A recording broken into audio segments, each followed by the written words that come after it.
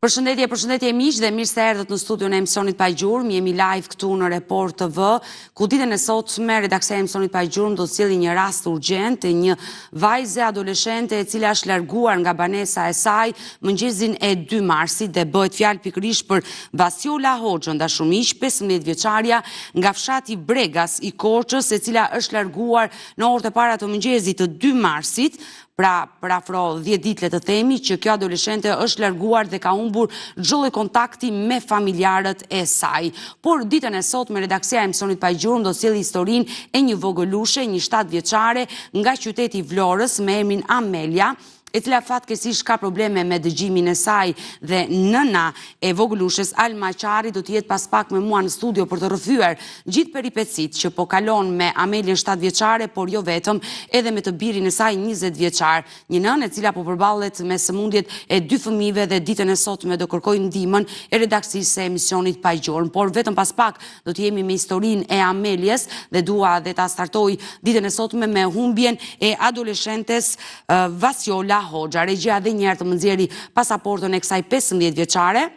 Kjo është Vasiola Hoxha, dashur miq, e cila fatkeqësisht ka humbur nga kjo jetë së 2 prindrit e saj, nëna në vitin 2019 dhe babain përpara 2 javë. Vasiola ka ardhur në shtëpi, ka përcjell babai në banesën e fundit, ka qëndruar me vllajin, pasi ishin motor e vlla me Sergjon, vetëm 2 ditë dhe më pas është larguar në drejtim të paditur, pa lënë një adresë. Vllai, halla, gjithë familjarët e tjerë janë vendosur në merak për 15 vjeçaren, dhe pse kanë bërë kërkime, kanë bërë denoncim në polici, prej datës 2 mars të këtij viti nuk dihet se çfarë ka ndodhur me fatin e kësaj vajze me emrin Vasiola Hoxha, e theksoj është vetëm 15 vjeç. Unë do të lidhem ditën e sotme me hallën e saj me zonjën Violeta Hoxha, e cila ka bërë denoncimin në redaksinë e emisionit Pa Gjurmë, por edhe me vllajin e 15 vjeçares me Sergjon, i cili po na pret në një lidhje tjetër, por fillimisht dua të prezantoj një material, një kronik që ne kemi përgatitur për historinë e 15 vjeçares dhe rikthehemi.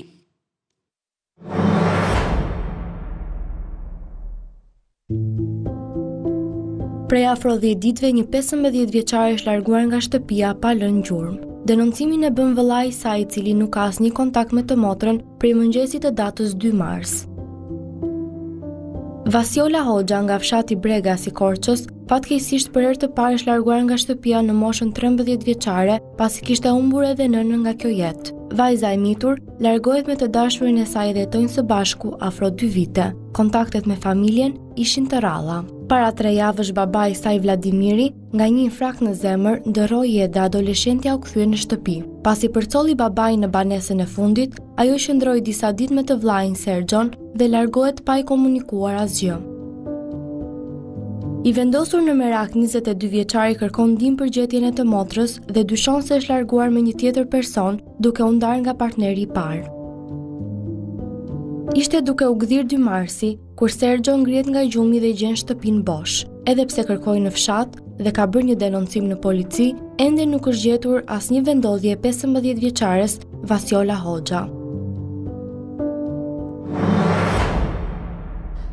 Kjo është historia e Vasiola Hoxhës, dashur miq, një histori e trisht, pasi është larguar nga banesa e saj, që kur ka qenë 13 vjeç, por përpara se të lidhem me hallën, e cila është në kërkim të mbesës saj, me zonjën Violeta Hoxha, unë ju bëj thirrje gjithë teleshikuesve të Report TV, ata që janë duke na ndjekur në këtë moment, ata që mund të kenë informacion për këtë 15 vjeçare, janë të lutur të lidhen me redaksinë e emisionit Pa Gjurmë. Unë vazhdimisht i jap kontaktet tona, ne kemi 2 numra në dispozicion, një numër fiks dhe një numër celular që ndodhet poshtë ekranit tuaj, por mund na shkruani dhe në faqen tonë Facebookut Pa Gjurmë Report TV. Dhe më njëherë dua të përshëndes zonjën Violeta për të mësuar më shumë detaje për humbjen e kësaj 15 vjeçare. Zonja Violeta, përshëndetje nga Tirana. Përshëndetje. Unë uroj dhe shpresoj që ditën e sotme të marrim ndonjë lajm, ndonjë informacion pikërisht për Vasiolën, këtë 15 vjeçare e cila është larguar nga shtëpia përpara 10 ditëve. Por mund të më tregoni si është larguar dhe si keni humbur ju kontaktet me të? Më vjen keq, nuk jam halla në rast të parë, mbi emri Koçidon, se jam Hoxha, se unë jam e martuar këtu Hoxha, kurse ajo e ka nga babai. E qartë, jeni kushurira, pak rëndësi ka, jeni kushurira e vajzës, sepse ju e keni bërë denoncimin për herë të parë në studion e emisionit Pa Gjurmë. Më tregoni si e mësuat humbjen. të ta them si i vjet puna. E bëra delancimi sepse marrë në telefon të live, sepse pash që kishte vënë ato shenjat e zeza, edhe i thash si jeni, si shkoni, çfarë bën? Ja vetëm jam sa babi nga latha. Po pse i thashun ka kështu këshuta? Thashun në s'kemi qenë këtu, i thashun po ju mos na lajmëruat. Ai tha që pashu qeta se vit shpejt. Po ne jemi mërzitur, më tha, mua tha sepse tha motra tha, erdhi ta që ndeti këtu tha ja 2-3 ditë tha, edhe motra tha ka ikur tha, jo me ish partneri, po ka ikur me një tjetër, sepse unë mora vesh edhe nga i ati që ajo ishte martuar me kaq mosh të vogël. I thash, çuçi, thash, po si e keni martuar kaq të vogël? Tha e mori vetë, sa të më denonconte ta, më dhunon, më bën, tha i thash ta, poshën se keta, beqar dush. Kur ajo tani që biqi jati, siç ka thënë dhe i fajt, edhe ma merdi kejt, sepse kanë verë një shumë kejt, s'kam si që kjo ka që e vogël. Mos deri në Duart. Dhe bëre shumë mirë.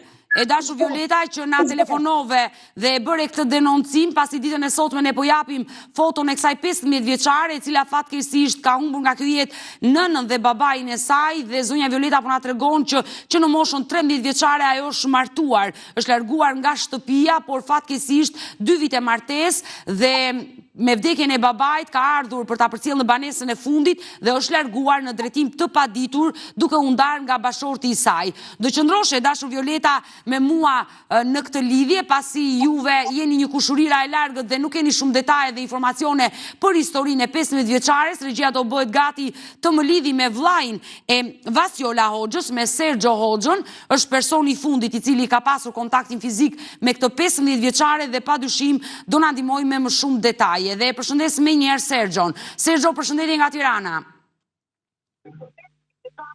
Sergjo, më dëgjoni? Atëherë kemi një problem me këtë lidhje. Ju lutem regjia, mundohuni që ta kem zërin e Sergjos në këtë lidhje. Sergjo, të lutem, më dëgjoj vetëm nëpërmjet telefonit dhe jo nga televizori. Atëherë Sergjo, më dëgjon? Sa të bëhet gati kjo lidhje telefonike me vllajin e 15 vjeçares, unë kam ndërkohë edhe Violetën në lidhje, e cila është një kushurira e largët e 15 vjeçares dhe që në momenti që mori vesh largimin nga banesa, menjëherë na telefonoi dhe kërkoi ndihmën e redaksisë e emisionit Pa i Gjorm. Ndërkohë që regjia vazhdimisht po jep fotot e Vasiola Hoxhës, kjo është Vasiola Hoxha, dashur miq, 15 vjeçaria e cila ka humbur çdo lloj kontakti me vllajin e saj prej datës 2 mars të këtij viti. Ndërkohë që regjia bëhet gati që të kemi Sergjon, i cili ditën e sotme ka patur një kontakt me gazetarët e emisionit Pa i Gjurm dhe ka treguar detajet për humbjen e të motrës. Fatkeqësisht, kjo 15 vjeçare është larguar nga banesa e saj vetëm 13 vjeç. Pas vdekjes së nënës, ajo dashurohet me një djalë nga qyteti Bogradeci dhe largohet pa njoftuar askënd. Ka qenë babai i cili ka bërë atë kohë denoncimin i ndjer, i ka bërë denoncimin për humbjen e vajzës, e kanë gjetur në Pogradec dhe vajza kishte thënë në policinë atë kohë që ishte e dashuruar dhe kërkonte të martohesh me djalin në fjalë. Ai ka qëndruar 2 vite martesë me djalin në fjalë dhe kontaktet kanë qenë të rralla me familjarët e saj në fshatin e Korçës. Vajza ka ardhur në shtëpi për herë të parë për vdekjen e babait që ka ndodhur vetëm përpara disa ditëve. Jeni duke parë foton e kësaj 15 vjeçare, e cila erdhi në varrimin e babait, i cili vdiq fatkeqësisht në datën le themi në fund të muajit shkurt. Ai ka qëndruar pas vdekjes së babait vetëm disa ditë me vllajin e saj Sergjon dhe në orët e vona të natës të 2 marsit, duke u kthyer data 2 mars, ajo ka dalë nga shtëpia, është larguar dhe drejtimi është i paditur. Në fakt ka qenë i vllai Sergjo, i cili është ngritur nga gjumi dhe ka kuptuar që e motra nuk ishte në shtëpi, ka bërë kërkime kudo në fshat, ka telefonuar pikërisht familjarët e tij të afërt, askush nuk kishte informacion për 15 vjeçaren dhe ai është drejtuar menjëherë uniformave blu. Ka bërë denoncimin, por ende nuk dihet asgjë për fatin e Vasiola Hoxhës, dhe pse dyshohet se ajo mund të jetë ndarë me partnerin dhe mund të jetë dashuruar me një person tjetër dhe është larguar përfunduar dhe dyshohet se mund të ndodhet në qytetin e Elbasanit. Këto janë fjalët që ka përcjell vllai i saj Sergjo, që ditën e sotme kemi një problem si duket me këtë lidhje me Sergjo Hoxhën, ndërkohë që regjia të më konfirmoj nëse e kemi Sergjon apo jo në një lidhje. Është e rëndësishme që Sergjo të jetë ditën e sotme për të na dhënë më shumë detaje për humbjen e të motrës. Dyshohet se Vasiola Hoxha mund të ketë përfunduar në qytetin. E kam. Përshëndetje Sergjo. Përshëndetje. Sergjo, jam drejt për së drejti dhe jam në kërkim të motrës tuaj. Jam duke dhënë foton dhe po bëj thirrje gjithnjë me shpresën që mund të marrim vesh në një lajm dhe një informacion. Ndërkohë që kam paralele edhe kushërën tuaj zonjën Violeta Hoxha, ajo që bëri denoncimin për humbjen e motrës tuaj. Të lutem Sergjo, mund të më tregosh çfarë ndodhi mbrëmjen e 2 marsit? Domethënë, kush ka qenë biseda e fundit që ti ke pasur me motrën tënde dhe më pas mësove që ajo ishte larguar nga banesa? Po. Atëherë, motra ime Po. ishte këtu me mua, isha dhe me kunatin e parë. A, ka qenë dhe burri motrës në shtëpi? Po, Po, pra me vdekjen e babait, motra ka ardhur me gjithë burrin në shtëpi. po. Po, Edhe me gjithë buri. Edhe motra ime, unë rash për në gjumat, do flia gjumë, mbulovi mua shem me organ, edhe mua më tha da vete në tualet. po, Po, atëre dolëm ne për jashtë thape se do vija unë në tualet, edhe motra ime nuk ishte në tualet. por burri bashorti i motrës nuk e kuptoi, po edhe ai në gjumë ishte kur motra ka dalë nga shtëpia? Po, ishte në gjumë. Pasi ju e zbuluat në orët e para të mëngjesit që motra juaj vetëm 15 vjeç fatkeqësisht është larguar dhe drejtimi është i paditur. Ti ke folur me kunatin tënd, kanë patur ndonjë konflikt, domethënë çfarë ka treguar kunati? Kunati edhi me vrap pëse edhe më tha mua për shembull ka ikur Vasiola, tha. Po, Po, çfarë thua i thash, në jene vete? Nuk është, tha. Dolëm ne pastaj për jashtë për ta kërkuar, dolëm ishte ora 1 e natës. a, jo ka ikur në orët e vona të natës, i bie rreth orës 12:30. Po, Po, dhe në orën 1 të natës ju e keni zbuluar largimin e saj nga shtëpia. po. Atë mora policin pastaj unë në 1 të natës. Po,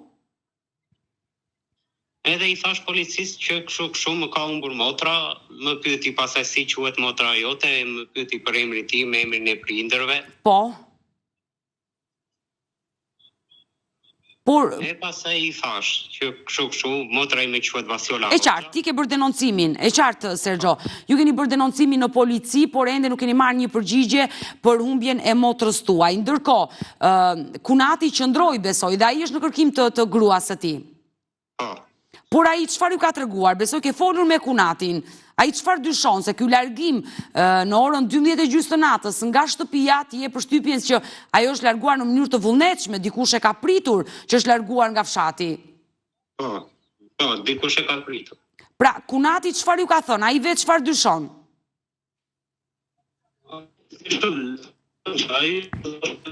Dikush e ka marrë.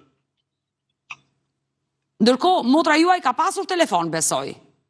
Ka pasur. Telefoni i saj rezultoi fikur nga momenti që ju e kuptuat humbjen dhe e telefonuat? Ndërkohë që kemi problem me valët e celularit, mund të lëvizësh pak i dashur Sergjo. Sergjo jeton në fshatin Bregas të Korçës. Fatkeqësisht është vetëm 21 vjeç, është i vetëm, sepse ka humbur nga kjo jetë edhe nënën, edhe babain e tij, ndërkohë që ka humbur dhe të motrën. Është pikërisht Vasiola Hoxha që po shikoni në foto dashur miq, kjo 15 vjeçare që është larguar nga banesa dhe drejtimi është i paditur. I dashur Sergjo, më dëgjon? Po, të dëgjoj. Unë dua të pyes, motra juaj është larguar për herë të parë nga shtëpia vetëm 13 vjeç. Po. Si ka qenë largimi i saj drejt bashkëshortit në qytetin e Pogradecit? Po. Por në momentin që u bë zyrtare, le të themi ajo martesë që ligjore nuk është bërë, sepse ajo është ende e mitur, por u bë zyrtare nga të dyja anët e familjes, dhe nga familja juaj dhe nga ana e familjes së djalit. Motra juaj ka qëndruar 2 vite aty, se sot është 15 vjeç. Iku 13 vjeç dhe sot është 15 vjeç. Në këto 2 vite ju keni pasur kontakte të rregullta me motrën? Jo, nuk kam pasur. Por pse nuk keni pasur kontakte të rregullta me motrën dhe ajo erdhi në shtëpinë e saj vetëm kur babai vdiq? Jo, erdhi kur vdiq babai. Po pra, për në këto 2 vite që motra juaj jetonte me bashkëshortin e saj në qytetin e Pogradecit, pse nuk ishit kontakte, Sergjo? Pse nuk flisje ti në telefon me motrën, apo qoftë edhe i ndjeri, babai juaj, pse nuk ishte kontakte me vajzën e ti? Nuk e hapte telefonin, e fikte telefonin, e mbante telefonin e fiku. Por ju keni shkuar ndonjëherë në banesën ku jetonte motra për të parë kushtet? Jo, nuk kam shkuar, atë shkova me babai. Po pra, keni shkuar me... Babai. Po, ka shkuar i ndjeri babai juaj. Po. Por motra nuk donte të fliste pse? Kishte në një konflikt në familjen tuaj që ai ikun ato lloj forme dhe nuk donte të fliste as me babain as me ty? Po, nuk deshte të fliste. E mori kur i hapi babai telefonin për herë të parë kur e mori babai. Po. Edhe ajo i tha, edha këtu në buri, i tha babait, bur desha, bur mora, i tha. 13 vjeç, në fakt, dhe i ka kthyer këtë përgjigje babait të vet, por nga ajo telefonat, babai juaj nuk foli më kurrë me vajzën? Jo. Sergjo, ishit ju që i njoftuat motrën për humbjen e babait nga kjo jetë? Po. Por deri në atë ditë që babai ndroi jetë, motra juaj nuk është shkelur asnjëherë në shtëpinë e saj?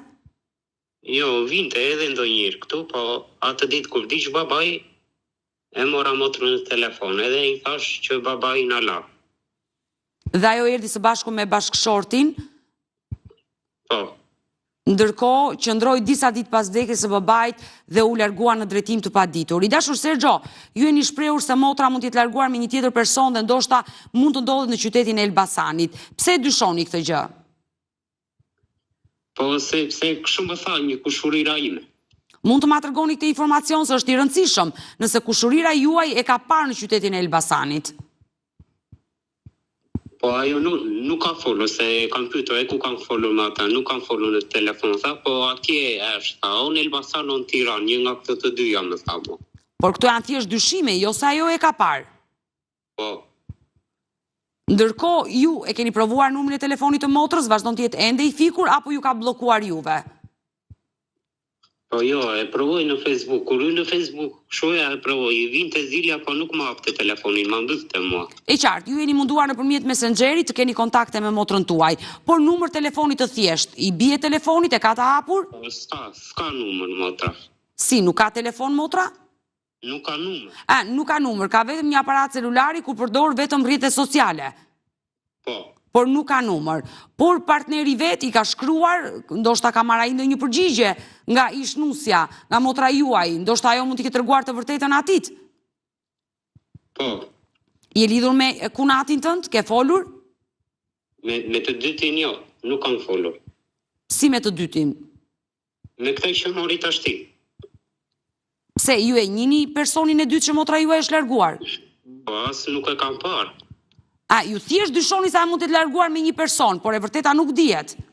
Po. Jo, unë flas për kunatin tënd, atë të parin që njihni. A keni folur këto ditë? Jo, s'kam folur. E qartë. Ndërkohë e kam Violetën në regjia, ju lutem? Është kushurira juaj, Sergjo, e cila ajo na ka telefonuar për herë të parë në redaksinë e emisionit Pa Gjurmë dhe ka kërkuar ndihmën tonë që ne ta publikojmë ditën e sotme historinë e Vjosola Hoxhës. Ndërkohë regjia po i jep foton që na ka ndihmuar Sergjo. Kjo është 15 vjeçaria nga fshati Bregas i Korçës, dashur miq, e cila është larguar nga banesa e saj në 2 mars për afro 10 ditë dhe nuk dije se çfarë ka ndodhur me fatin e Vjosola Hoxhës. Kushdo që ka informacion, kushdo që di të vërtetën për fatin e saj, është i lutur qoftë anonim të lidhet me studion e emisionit Pa Gjurmë, por dhe vet Vjosola, nëse është duke na ndjekur, të marrë guximin dhe të na telefonojë, të paktën të qetësoj zemrën e vllajt për të treguar se ku ndodhet. Ajo është vetëm 15 vjeç dhe ndoshta për shkak të moshës mund të gabojë, por janë gabime të cilat do të sjellin pasoja të rënda në jetën e saj. Unë uroj dhe shpresoj kushdo që është me këtë 15 vjeçare, kushdo që mund ta strehoj, kushdo që mund ta ndihmoj, le të marrë guximin ditën e sotme dhe të na telefonoj për të na dhënë një adresë të saktë të Vjosola Hoxhës. Ndërkohë e kam, ju lutem, e kam Violetën. Violeta, më dëgjon? Po. E dashur Violeta, Besoj ishe duke më ndjekur, Sergjoja, vllai më tregoi të gjitha detajet dhe është një fatkeqësi e madhe për familjen Hoxha që kanë humbur në jetë 2 fëmijë të 2 prindrit dhe tashmë Sergjo le të themi ka rolin e nënës dhe babait për atë motër të vogël. Dhe është i pikëlluar, e kuptoj dhe nga zëri i tij.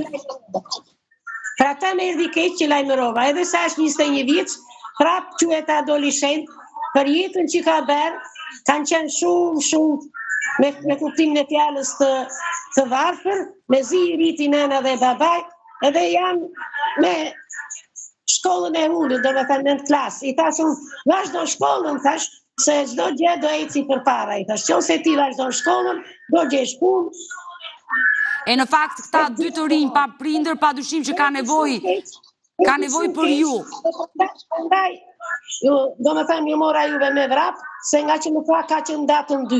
Edhe thash, mos kush e di e marrin e trafikojnë, ande këte dhe biles buri ime ka, a i e ka, por nga anë e burit, edhe tani po qante, tha, si ti umbi fëmija asaj, tha, sa vdi që jati, tha. Ajo fëmijë quhet, po.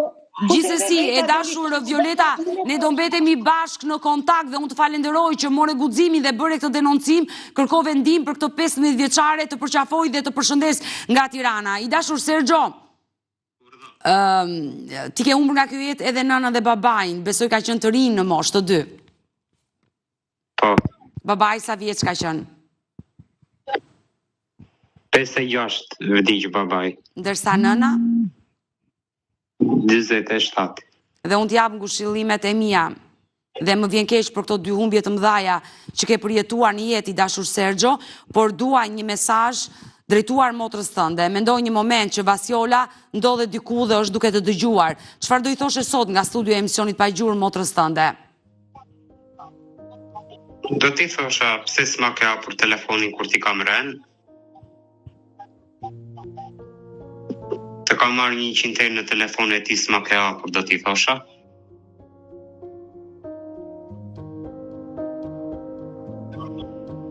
Dhe që ke nevojë për praninë e saj. Jeni të 2 vetëm dhe duhet të ngushëlloni njëri tjetrin dhe të qëndroni pranë njëri tjetrit për të kaluar këto momente kaq të vështira me humbjen e babait që ka vetëm pak ditë që është larguar nga kjo jetë. Kështu që unë uroj dhe shpresoj që motra jote, edhe pse është një adoleshente, është shumë e vogël, është 15 vjeç, të na dëgjojë ditën e sotme, të reagojë dhe të lidhet sa më shpejt me ju. I dashur Sergjo, ne do metemi bashkë në kontakt, të gjitha informacionet që do vinë në redaksinë e emisionit Pa Gjurmë, ne do t'i verifikojmë dhe uroj që të lidhesh sa më shpejt me motrën tënde. Faleminderit shumë. Falenderoj Sergjo, të falenderoj. Mirë, të dashur miq, me historinë e kësaj 15 vjeçare, ne kemi ardhur në fund të kësaj pjese të parë.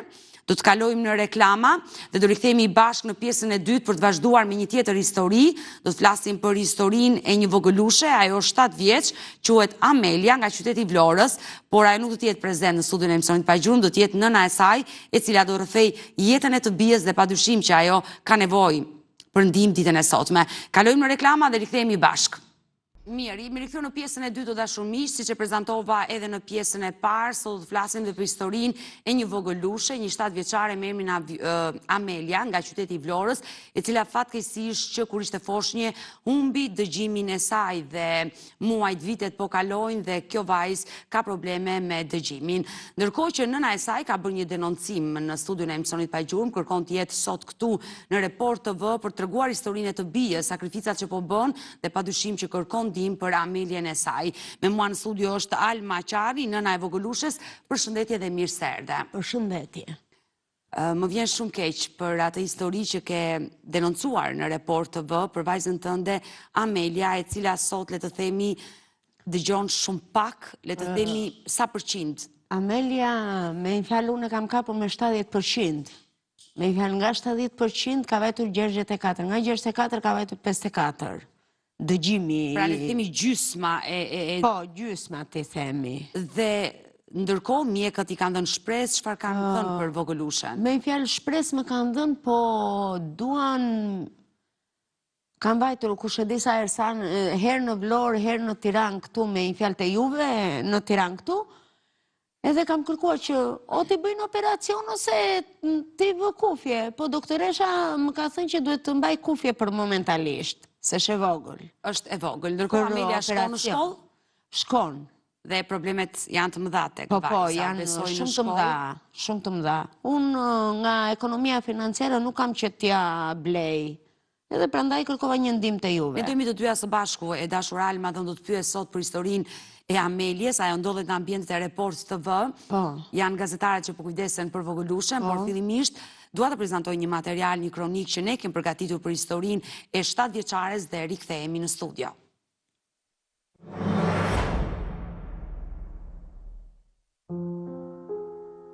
Kjo është Amelia, 7 vjeçare, e cila po humbet çdo ditë më shumë dëgjimin e saj. Kishte vetëm 6 muaj që kishte ardhur në jetë dhe një hemoragji nga veshët i la pasoja të mëdha në shëndet. Por të dy prindrit nuk u interesuan dhe nuk e vizituan foshnjën, duke menduar se gjithçka kaloi me ndalimin e hemораgjisë. Por sot, pas afro 7 vitesh, nëna Amelias po përballet me vështirësi të shumta. Pasi me rritjen e vajzës ata kuptuan se vogëlushja e tyre nuk e kthente kokën kur ata e thërrisnin në emër apo nuk kthente përgjigje kur e pyesnin. Vizitat e shumta në mjek nuk sollën përmirësim, pasi Amelia duhet të kryejë një operacion urgjent ose të paktën prindrit duhet t'i blejnë kufje dëgjimi, të cilat kushtojnë plot 3.600 euro. Për shkak të vështirësive në dëgjim, Amelia nuk ka mundur të shkojë në kopësht dhe tani që është në klasën e parë, ajo ndihet e izoluar dhe ndryshe nga shoqet e saj. Niveli i vështirësisë në arsim është i lartë për të dhe kjo është një barë e madhe për një fëmijë të vogël. 42 vjeçarja shikon me shqetësim se si vajza po përballet me këtë situatë, duke e ndjerë se po humbet mundësinë për të zhvilluar aftësitë e saj dhe për të pasur një fëmijëri normale. Kalvari i vuajtjeve për këtë familje nuk mbaron me kaq. Më shumë sfida për ta vin nga djali, 20 vjeçar, i cili vuan nga epilepsia. Në korrik të vitit 2024, ai pësoi një vdekje klinike, ngjarje kjo që ka tronditur familjen Qari. Sot Alma kërkon ndihmë për trajtimin e nevojshëm të Amelias dhe për të siguruar që 7 vjeçarja të ketë mundësinë të dëgjojë dhe të integrohet në shkollë si gjithë bashkëmoshatarët e saj.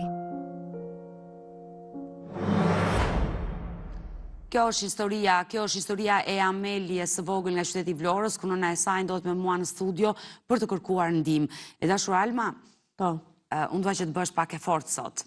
E di që është e dhimbshme kur jo një, po të dy fëmijët i pas kemi probleme dhe duke që je një nën me halle dhe ke vuajtur në jetën tënde. Do të pyes edhe për djalin, ai që të bëri për herë të parë nën, por fokusi sot është tek Amelia 7 vjeçare. Ajo shkon në klasën e parë dhe është viti i parë shkollor që... Po, viti i parë. Është ambientuar me shokët, me mësuesen, me bankën, me librat, dhe themi vështirësitë që ajo has dhe ti e kupton si nën. Po, unë e kuptoj shumë, po s'kam që i bëj. Dhe që e qoj në shkollë, e qoj që të marri, të argutohet me fëmijët, me mësuesen, të dëgjoj më mirë, ashtu, po... është mundësia që ajo nuk... Por kam përshtypjen që mësuesja kujdestare e vajzës, për shkak të problemit që ka Amelia, mund ta mbajë në bankën e parë? E mban ajo, po nuk... Ka shumë nxënëse dhe nuk kujdesohet shumë. Jo se nuk kujdesohet, nuk doj që të kujdesohet, më kupton? Po, sa të vete Amelia... Jo, e qartë, por duke qëndruar në bankën e parë, duke qenë afër mësueses, ajo mund ta dëgjojë më mirë shpjegimi dhe vajza mos të jetë mbrapa. Me foljen e gojës. Pra, nëpërmjet buzëve ajo ka filluar të kuptojë atë që i flitet. Po. Çfarë të tregon vajza në shtëpi Amelia?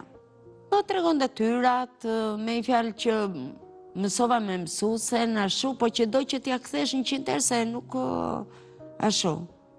Por ju merreni më shumë në shtëpi me vajzën? Po tash detyrimisht që unë jam në shtëpi nga do vete. Po se rregullova vajzën, unë s'mundem të vete gjekundi. Jo, e qartë, merreni më shumë orë me studimin e saj, e kisha fjalën, që të paktën përpos problemi që ajo ka me dëgjimin e saj, mos ngelet mbrapa në mësime. Po. Të tregon për problemet që has në klasë, ndoshta me shokët dhe me shoqet e bankës që mund ta ketë vështirë klasi me ta? E ka një çik të vështirë, po ç'a të bëjmë? S'kemi ç'a i bëjmë.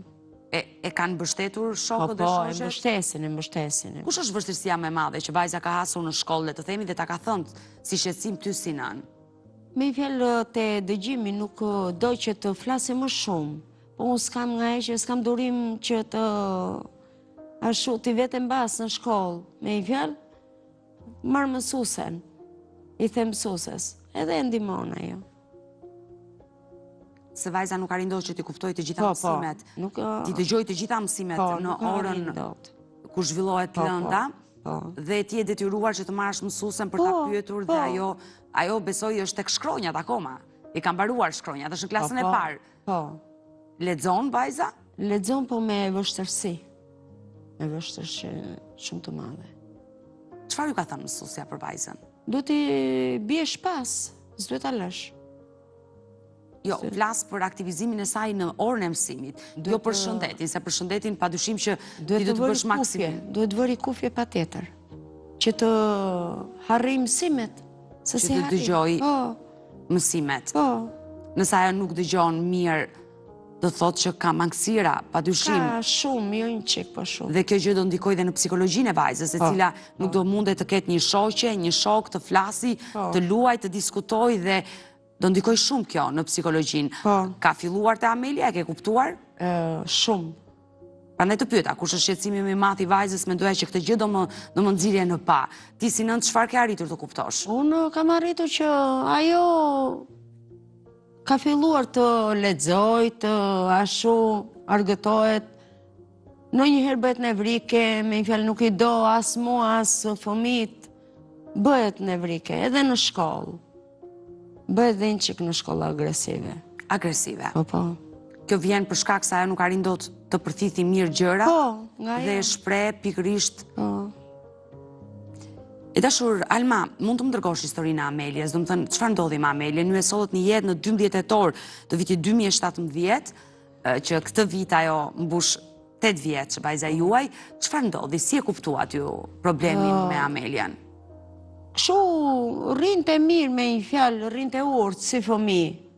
Asë ashtu, e kuptova atë ku po e laja, mbas Sa ka qenë? 6 muajshe. 6 muajshe, ka qenë foshnje, pra të themi. Foshnje. Dhe çfarë kuptove ti? I plasi hemoragji veshi. A pati hemoragji nga veshët. Por deri në momentin që ti pe hemoragji nga veshi, kur vajzën e përkëdhelje, i thërrisje, reagonte Amelia? Shumë pak. Ka thosh ja unë se do kaloj me rritje, me ashtu, do kaloj e lash pas dore dhe harrita në. Por nuk të kështë shkuar në mendje që thjesht reagimi një foshnje 6 muaj, kur shikon në vetë, Jo. dhe nuk bën asnjë lloj reagimi, mund të kishte ndonjë problem me dëgjimi. Nuk të kështë shkuar në mendje. Jo, absolutisht. Dhe atë ditë kur ti i bëre një dush vajzës tuaj, asaj i plasi hemorragjia nga veshi, po? Mbas asaj që i plasi e çova në spital, më thanë mua që X s'ka gjë, më thanë mua, do i kaloj, tha. Po si s'ka gjë, hemorragji nga veshët? Po, i kam vënë çik pa mbuk që u qetësua vajza. Pse, ka qenë hemorragji I plasi hemorragjia nga veshët. Një sasi e madhe, le të themi, e gjakut që doli nga 2 veshët e saj, apo? Jo, një sasi e madhe, po ti themi që zgjati gati 1 orë ca, 2 orë. Që veshi saj rrithe e hemorragji. Kjo që nga fatale. Dhe ju e keni çuar në spital me hemorragji? Po. Pra, mjekët e pan hemorragjin. Ishte një atje dhe më tha mua ikë, se nuk ka gjë, tha. Nuk ka gjë, tha. Merë këtë ilaçin, tha, hidhi këtë ilaçin, tha edhe. Qetësohet fëmija, tha. Ndërkohë vajza Amelia në atë kohë besoj qante. Qante. Do thot ka pasur dhimbje, s'dihet çfarë ka ndodhur. Mbasi se u mbyll me një fjalë kjo, ju filluat i hidhnin ato ilaçe me pika që mjekët ju dhanë për vajzën. Çfarë ndodhi më pas? Pastaj më pas sa vinte dhe ashtu i dhënte veshi. Po? Fillonte nevrikosesh, kishte të vjella. Jo, po vajza ishte akoma foshnje dhe ti akoma nuk e kuptoje vajzën, se ishte 6 muajshe kur ndodhi. Ja bënte me gjisht. Pra, ajo kur filloi të rritej, le të themi i vinte duart tek veshi, foshnjet, vendosin duart e vendi ku ju dhëmb normalisht dhe ti si nënë e kuptoi që ajo kishte një siklet, kishte një dhimbje tek veshët e saj. Te veshët. Po? Edhe unë i hidhja ilaç dhe qetësohesh, fëmija. Dhe kaluan muajt, mbushi vitin, çfarë ndodhi më pas? Ti nuk e çove më tek mjeku Jo, për një... jo, absolutisht, jo. Por pse? Ishte gabimi im. Ishte gabimi im që harriti deri në këtë gjendje. Se s'kisha, thosha se do përmirësohe, do kaloj me kalimin e kohës. Mbas 2 vjetësh me një fjalë, i thërrisja çupës që tashu, afër më dëgjonte. Po larg jo. E thosha se do kaloj. Prape. Elia pas dore vetë. Ky është një gabim i madh, se të themi se do kaloj si do kalonte. Në situatë e tillë kur ti kishte dhënë shenjat që 6 muajsh me një hemoragji nga veshët dhe sigurisht që ajo kur u rrit, hodhi hapat e parë, u ngrit në këmbë dhe normalisht filloi të fliste. Ti i thërrisje dhe e kuptove si nën që ajo nga larg nuk dëgjonte, por nga afër dëgjonte. Por çfarë moshe vendose ti ta çoje tek mjeku dhe të kuptoje çfarë kishte ndodhur me dëgjimin e vajzës? Tash në janar e çova të 2020 viti? Po. Po pse? Nga 6 muajsh deri në moshën 7 vjeç. Po. E lash sipas ai dije. Më kupton? Po kur vajza shtatorin e vitit kaluar vajti në klasë parë dhe nuk dëgjon. Jo, si tash e shtator që kaloi. Shtatori që kaloi, 2024 që vajza u hodh klasë e parë. Po. Ju këtë gjë ua tha mësuesja? Jo, e kapa vet.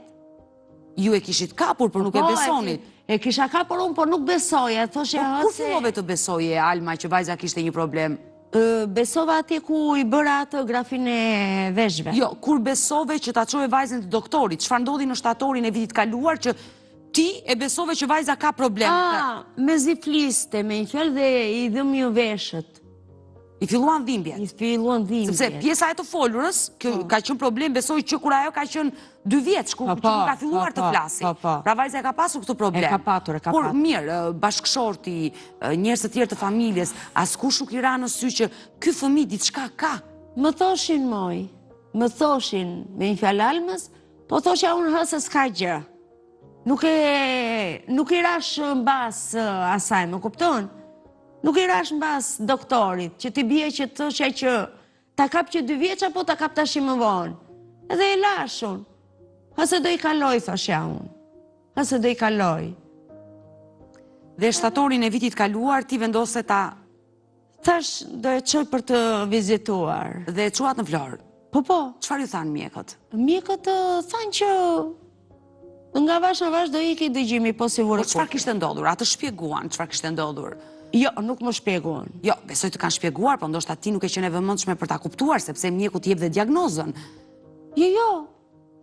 Unë po të them që e çova këtu në Tiranë, se në Vlorë thoshin që nuk ka që t'i vija për të dëgjuar me fjalë nga këto, që i thonë aparatet. Po, për t'i matur dëgjimin. Po, për t'i matur dëgjimin. Dhe ti e solle në Tiranë. E solla në Tiranë. Po?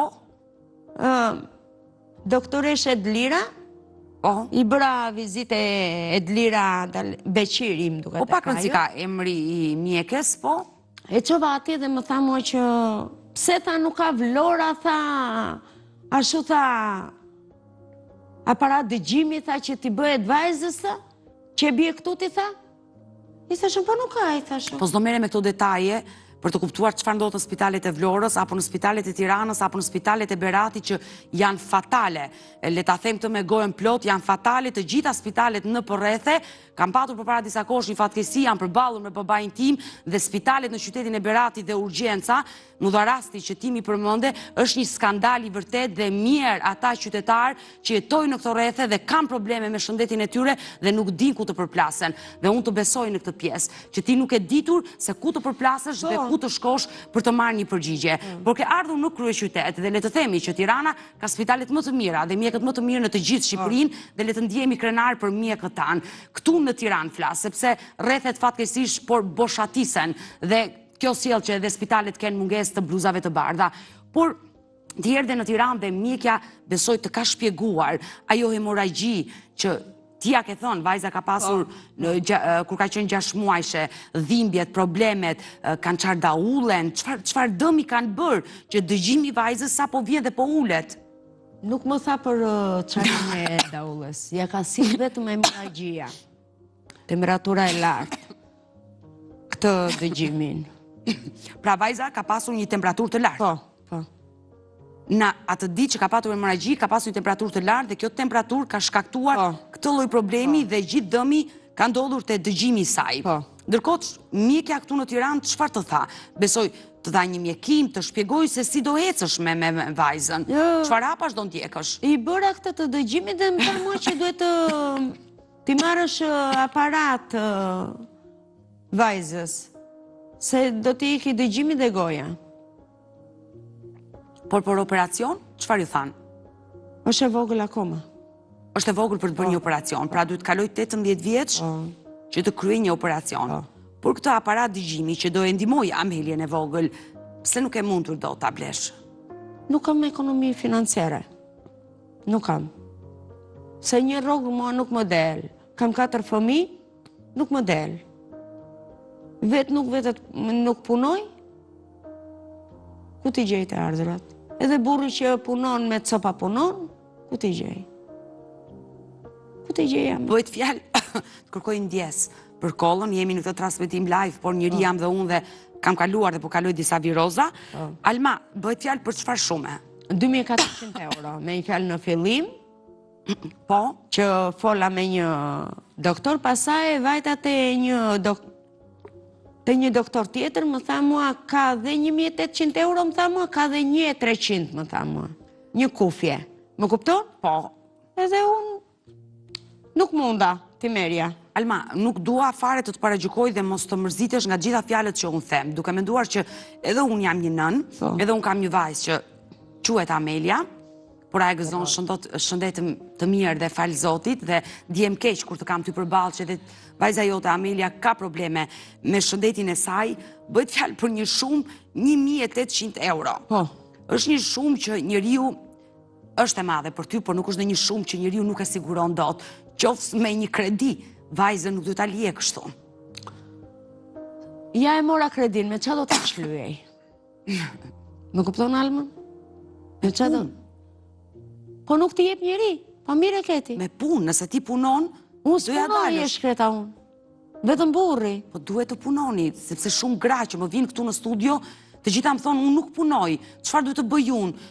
Por nëse nuk punoj me dashur Alma, unë kam punuar që 18 vjeç, që kur kam qenë studente, viti parë që kam ardhur në Tiranë, kam nisur punë për herë të parë. Nëse ne nuk punojmë, nuk do t'ja dalim. Jeta do na përballi me halle dhe probleme shumë të forta, me sëmundje, me gjithçka mund na përballi. Por nëse punojmë dhe kemi disa para më njanë, mund t'ja dalim. Vajza nuk ka një problem, le të themi që rrezikon jetën, ka një problem me dëgjimin e saj dhe këto kufje, sepse irritohem dhe nuk dua të ma marrësh për keq. Jo. Të kërkoj ndjes. Jo. Por më vjen keq që ajo Amelia jote që unë takova aty në ambientet e Report TV, kur erdha për punë dhe t'i ka ardhur që në orët e para të mëngjesit në Report TV dhe unë i thërrita dhe ajo nuk më reagoi, unë ju afrova shumë afër që ajo të më dëgjonte, mu dhimbë sa Amelia jote, dhe ti e ke lënë Amelien që 6 muajshe me këtë problem, sot është klasë e parë dhe s'ke mundur dot që në 7 vite të sigurosh një shumë parash që është 1800 euro që vajza juaj mund të dëgjoj. Njeriu bën sakrificë, i kërkon borxhi, merr kredi, bën gjithçka, Alma, për fëmijën. Bën, po unë se bëra, e lash pas dore.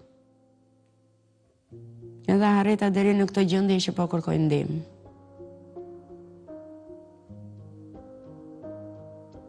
Unë të premtoj që kjo shumë parash që nuk është në një shumë e madhe, njerëzit kanë ardhur në pagjurmë me sëmundje të rënda që kanë kërkuar mijëra euro për operacione të cilat ne nuk mundemi do t'i sigurojmë dhe kemi ndihmuar vetëm me pak. Unë do bëj gjithçka për të siguruar këtë shumë parash për Amelien tënde, ndoshta për të lidhur me spitale dhe klinika që ofrojnë këto kufje, ndoshta dikush që mund të na ndjeki në këto momente, ndoshta klinik private që ofron këto kufje të gjimi, mund të bëj një bamirësi ditën e sotme për një vogëlushe 7 vjeçare për t'ia dhuruar që ajo mos të lërë shkollën, të shkojë në shkollë, të mësoj dhe të flasi. Është e rëndësishme Amelia të dëgjoj dhe të flasi, nëse ajo nuk do dëgjoj, padyshim që do kufizohet dhe nuk do flasi shumë. Po. E dashur Alma, ti je një nënë e vuajtur, unë e thashë në fillim të programit, ti ke dhe djalin e madh, i cili është sa vjeç? Në gusht bën 20. Dhe të ketë jetën e gjatë. Rrosh. Por djali çfarë probleme shka? Djali është me epilepsi. Epilepsi. Po. Që i vogël, Që i vogël. por ai ka kaluar në një temperaturë të lartë. Mbas 2 vjetësh ja kam kapur atë diagnozë. Së mundjen t'i them. E qartë, ai kurohet me medikamente, Po, po. por me kalimin e vites, epilepsia, ato goditjet e rënda që jep janë rralluar apo po i më shpejt po i shfaqen? Më shpesh i shfaqen. Më shpesh. Si quhet djali? Stefano Sqarri. Stefano e ka mbaruar shkollën. Po, po. Me fjalë 2 vjet e bëri, 1 vjet e la.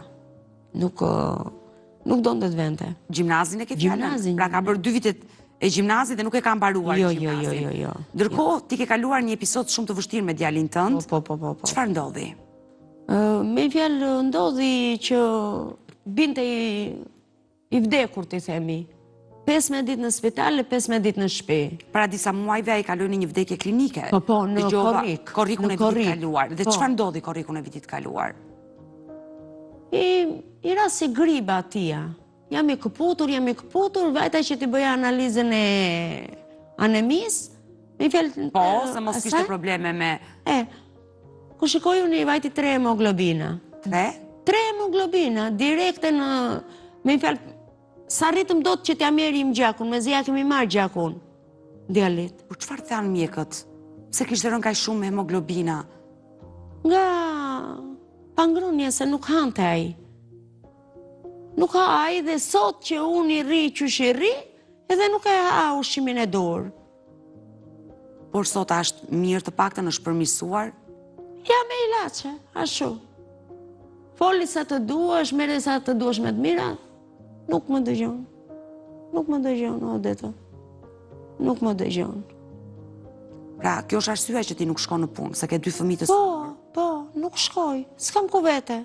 Ku ta lë atë, ku ta lë atë tjetri? Ja i kam për shembull më bëri një zarar. Ku të vete unë mbyte? Se kam bërë unë, thot ai. Nuk kam bërë unë, thot. Dhe djali është në moshë madhore, por i paaft për të punuar. Po, i paaft. I vetmi që punon në shtëpi është vetëm bashorti. Vetëm bashorti. Jeni të dy që mbështesin njëri tjetrin për Po çfarë të bëjmë? rritjen e fëmijëve Po. dhe për kujdesin e tyre shëndetësor që kanë nevojë dhe të besoj për dhimbjen që përjeton e dashur Alma. Ne do qëndrojmë dhe pak minuta të dyja së bashku në këtë transmetim, por më lejo të shkëputem në këtë momente, dua të prezantoj një klip të rëndësishëm dashur miq, bëhet fjalë për prostatolin, i cili është një suplement ushqimor i destinuar vetëm për popullatën e rritur mashkullore, që ndihmon në problemet e prostatës. Njihuni me prostatolin dhe rikthehemi sërish bashk live. Sërish bashk live e dashur Alma dhe dua të pyes Amelia, le themi e shpreh shqetësimin që nuk të dëgjoj mirë, mami ma përsërit dhe një herë. Thot çupa. Pra, vajza edhe pse është klasë parë, është vetëm 7 vjeç, ka kuptuar që ka probleme me dëgjimin e saj. Ka kuptuar. Ja kthej qinterun se ose vjen ulet më prerë tim edhe thot, "Ma, çfarë më the?" Edhe unë është e dhimbshme.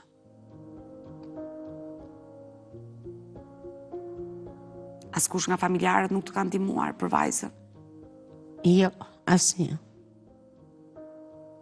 Kam kërkuar, po s'më ka ndihmuar njëri. Kam fjalën për xhaxhallar, daje, teze, që mund të ketë. Deri tash s'më ka ndihmuar njëri. Kam kërkuar edhe s'më ka ndihmuar njëri. Ti ka ardhur në këtë studio jo vetëm si nën, por dhe në emër të vajzës tënde Amelies, ku unë nuk doja ta kisha në studio Amelien. Amelia nuk dëgjon mirë, kështu që nuk doja ta abuzoja me vajzën tuaj për ta patur në studio, por dua ta mbyll me një mesazh që ti i drejtohesh gjithë teleshikuesve të Report TV për vajzën tënde. Faleminderit. Kush është mesazhi që do përcjellje për të kërkuar ndihmë? Për Amelien. Doja një ndihmë shumë të madhe për Amelien. Që të më dëgjonte, të më ashtu. Atëherë dua të pyes edhe një herë për herë të dytë për gjithë ata që janë duke na ndjekur ose për ata që sapo e kanë ndezur televizorin dhe po na ndjekin në ekranin e Report TV. Vajza juaj ka nevojë për kufje dëgjimi, të cilat kushtojnë 2.400 euro. Ato kanë çmime të ndryshme se janë të ndryshme. Kanë të ndryshme. Pra nga më e lira që mund të jetë 1.800 euro, 2.400 euro variojnë dhe në 4.800 euro. Ti ke zgjedhur një të mesme, le të themi, për vajzën tënde, që kushtojnë të dyja kufjet. Të dyja kufjet kushtojnë 2.400 euro ose 2.600 euro. Kjo shuma, që ti ke pyetur dhe je interesuar, ndaj dhe unë do t'i mbështetem zërit tënë, sepse dua që zërit çdo gruaje që ndodhë në studion e emisionit pa gjurmë të dëgjohet, dhe dua të bëj dhe unë thirrje për gjithë teleshikuesit që janë duke na ndjekur në këto momente, kushdo që ka mundësi, le t'i bashkohet nismës tonë për ta ndihmuar familjen Qari, për ta ndihmuar nënën e vogëlushës Amelia zonjën Alma, ku 7 vjeçaria të arrit të blejë ato kufje dhe të dëgjoj mirë dhe të vazhdoj studimet.